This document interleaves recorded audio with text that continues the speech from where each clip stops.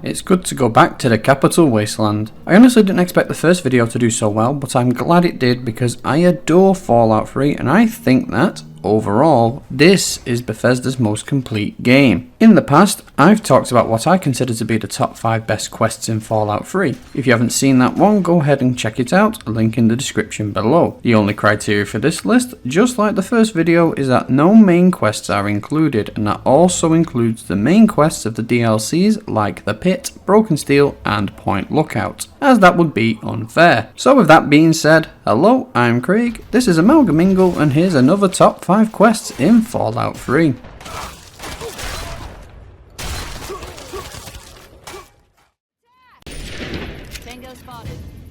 Starting off my list with one of the longest side quests in the game, we have You Gotta Shoot 'Em in the Head. This quest first starts when you go to Underworld, located inside the Museum of History inside the downtown ruins. Inside Underworld you'll find the cafe Carol's Place, wherein you'll also find an even more cantankerous ghoul than usual by the name of Mr. Crowley. And it won't take long for Crowley to offer you a job. He wants you to kill 4 guys, ghoul bigots, he says, and I guess that's all the reason he needs to end their life. And he will provide you with a sniper rifle and wants you to kill all of them with a headshot. One of the targets is our old pal and wasteland elitist Alistair Tenpenny, but he'll also want proof that you've killed all of them. But if it was as simple as all that, this quest would not be on this list. Now you can do exactly what Mr. Crowley says and find these people and kill them and bring the quest to a swift and quick conclusion, but where's the fun in that? Before heading out to kill his targets, you can also speak to the other ghouls in Underworld and ask them what they think about Crowley, and they'll soon put doubts to the supposed bigotry of his targets. You can also press Crowley for more information and he'll actually say that what he really wants is a special key that all of them have, except Alistair Tenpenny. He just wants him dead. Understandable. Anyway, to find out a little bit more about what's going on, you'll have to actually talk to these targets instead of blasting them away. Mention Crowley and each one will assume that he died during a mission. You see, these targets aren't just 4 nobodies he's plucked randomly out of a hat. All of them, except for one, were part of a mercenary team that had been hired by Mr. Tenpenny to break into Fort Constantine at the northern end of the map for a rare weapon. One of them died at the fort, and one of your targets, a man named Dukov, trapped Mr. Crowley in a room with feral ghouls.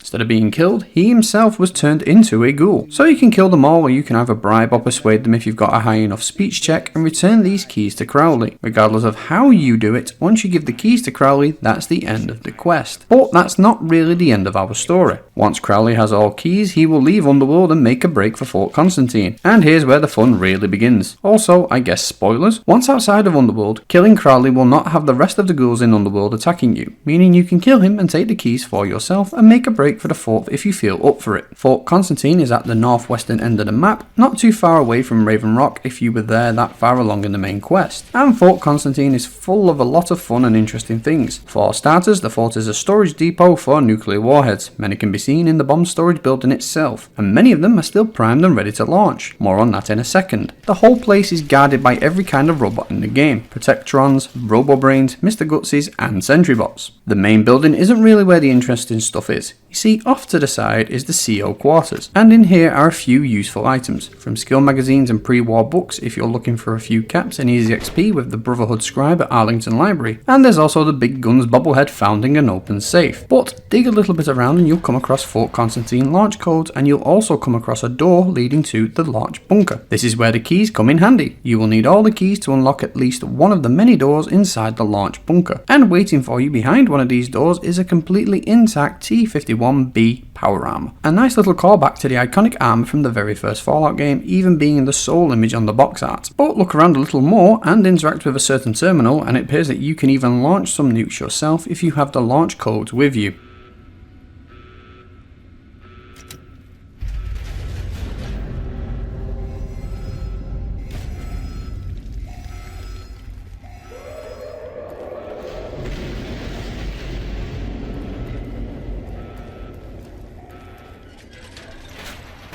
Anyway, this quest is fun for a few reasons. It brings more life to these disparate NPCs, some of which you never would have guessed had history with each other. Talking to them just adds a little bit more believability to this madcap world. You get to travel all around the wasteland, discovering new locales, some of which you may not have even known about, such as the Republic of Dave or the hedonistic love pad of Dukov. And of course, a nice little Easter egg you can find for yourself if you want to go beyond just completing the quest. It's little things like this that make this game worth replaying.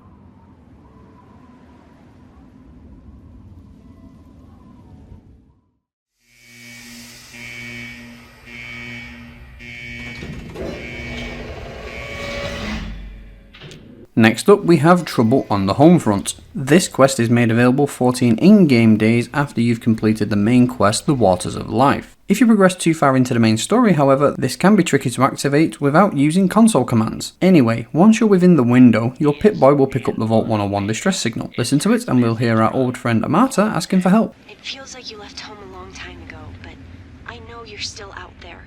I just hope you're still alive to hear this. Things got worse after you left. My father's gone mad with power.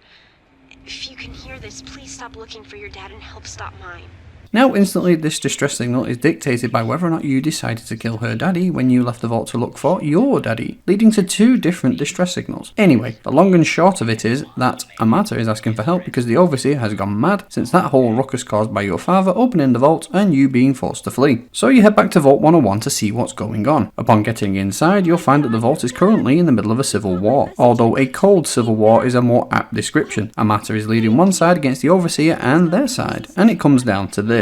Amata and her rebels want to open up the vault to interact with the surface world, and the Overseer wants to keep the vault closed as in accordance with the vault's mission. Well, all except for our old pal Butch. He wants to leave the vault outright and live on the surface world. Hard to blame him at this point. From here, there are 3 options for completing this quest, but each one has a few deviations. But for me, what makes this quest great is that of all the Bethesda era Fallout games, this is the only one with a quest that takes you back to where you came from. But that makes sense though. Fallout New Vegas was made by Obsidian and you didn't come from a vault. Fallout 4 starts with you at your 1950s romanticised slice of American life, and I'm not counting Fallout 76 for many reasons. But it's nice to see Bethesda went to the effort to show that your actions had consequences, even taking into account whether or not you didn't fight anyone on your way out or decided to leave nobody alive behind. Sadly, as the saying goes, no good deed goes unpunished, and that's the case here. So whether you go for the good, bad or really evil option, this will be the final time you can ever enter Vault 101 again. So whatever option you pick, make sure it's one that won't linger in regret.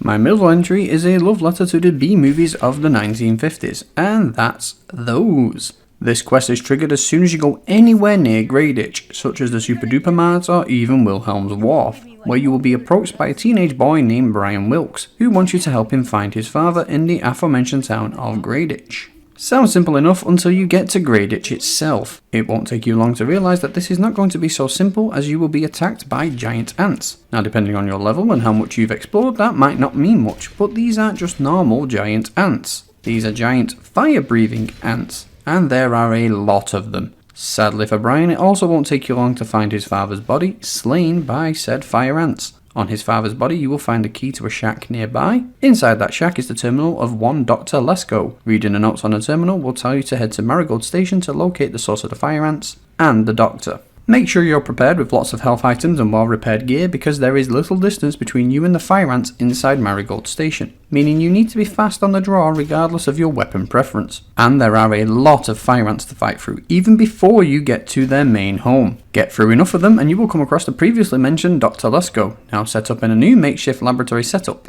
and he will tell you what's happened here. Basically, Dr. Lesko has one goal in life: to save the wasteland from mutated wildlife, specifically giant ants. After setting up the lab in the shack in Greyditch, he found the nest in Marigold Station and began injecting the egg brood in the hopes of monitoring their development. But the path to hell is paved with good intentions, and it didn't take long for Lesko to realise that not only were the ants not getting any smaller, but they were also getting more aggressive and had now developed pyrosis. He wanted to stop the madness at the source but was unable to get to the Ant Queen. And he is also unaware of the disaster that took place at Greyditch, but he also doesn't seem to care all that much when you tell him. Anyway, After talking with him, he will ask you to kill the nest guardians protecting the queen so he can get in there and try and revert the disaster he has made. From here, you have a few options regarding the Ant Queen and even a few regarding Dr. Crazy Pants himself. I love this quest for so many reasons. I love that it's triggered by exploring the world, I love the fire ant variant, even that creepy scuttling noise they make if you hide behind cover and can hear them moving about. And I absolutely love the homage to 1950 B-movies, the name of this quest taking direct inspiration from the rather infamous Them from 1954. Based on your choices, as well as perks, speech checks and the like, depends on your reward. But depending on your disposition towards our little orphan Brian Wilkes, you can even find him a home, which can either be with his auntie in Rivet City, the other kids in Little Lamplight, or if you are feeling truly evil, you can do something that neatly segues onto my next entry.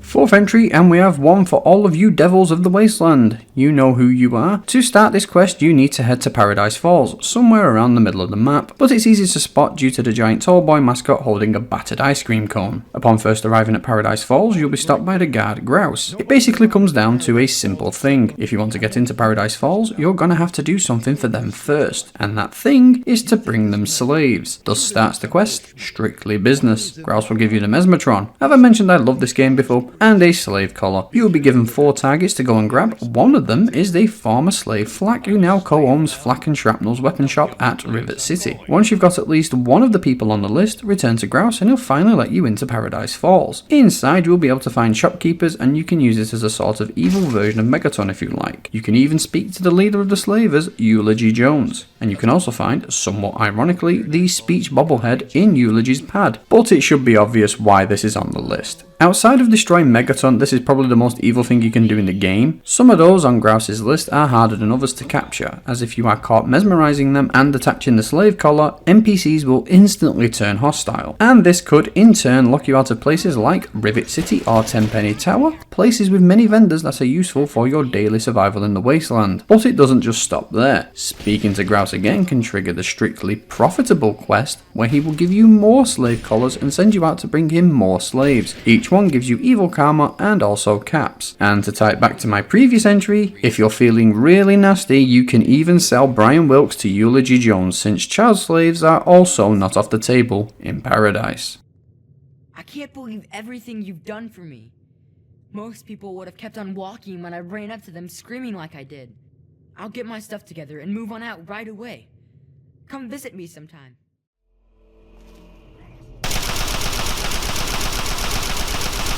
Final entry now, and it was one that I was always going to include in my part 2 list, but this one goes out strictly to Marshall Romney-CZ4JM, who commented this fun little jab at me.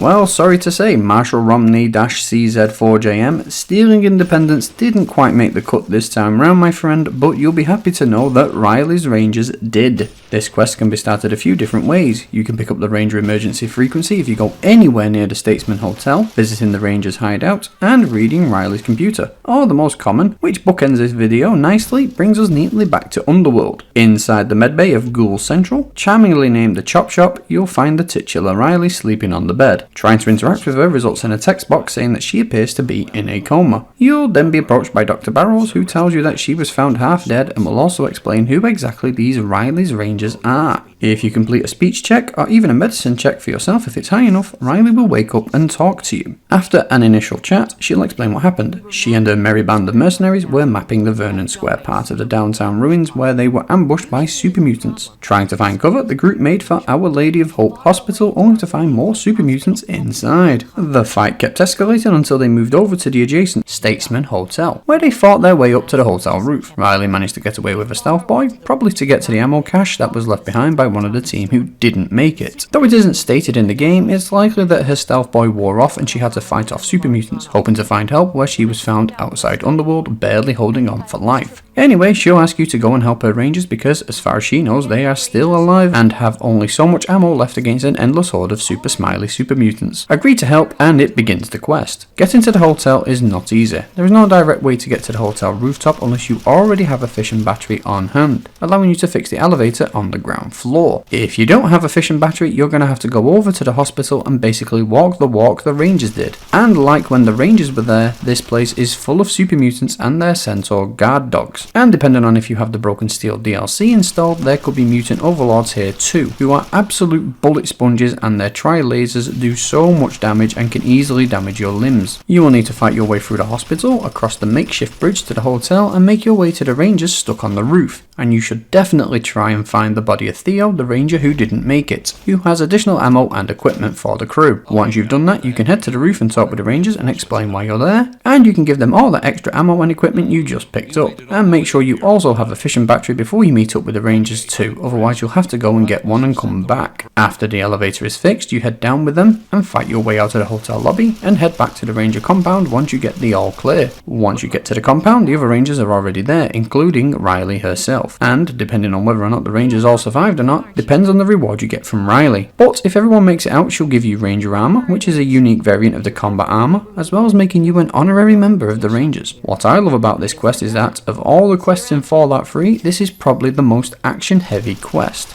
Now I know all the quests in the game have combat in one form or another, but this quest really is relentless, especially if you play on normal or higher difficulties. But I also love that, like the other quests in this game, there are consequences for your actions or inactions, as well as rewards that range from great to absolutely zero. But if you're going to go save the rangers, make sure you're well stocked because you will be pissing bullets.